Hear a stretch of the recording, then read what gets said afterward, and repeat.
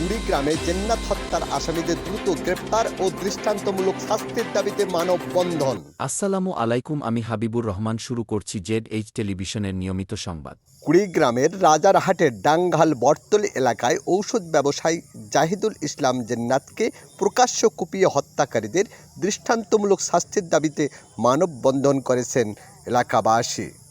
রোববার দুপুরে কুড়িগ্রাম প্রেস ক্লাবের সামনে ঘণ্টাব্যাপী মানববন্ধন করেন নিহত জেন্নাতের পরিবার সহ এলাকাবাসীরা। এই মানববন্ধনে এলাকার শত শত জনতা উপস্থিত ছিলেন।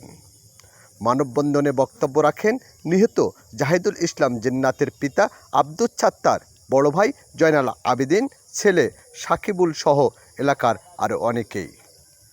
জেন্নাত হত্যাকাণ্ড জড়িত প্রধান আসামিসহ সকল আসামিদের গ্রেপ্তার করে দ্রুত দৃষ্টান্তমূলক শাস্তির জোরালো দাবি জানানো হয়।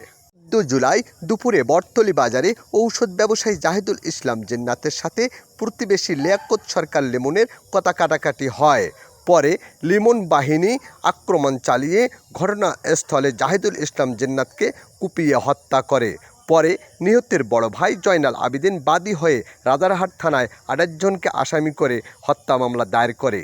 পুলিশ 13 জন আসামিকে গ্রেপ্তার করলেও হত্যাকাণ্ডের প্রধান আসামিকে গ্রেপ্তার করতে না পারায় এ মানববন্ধন অনুষ্ঠিত হয়।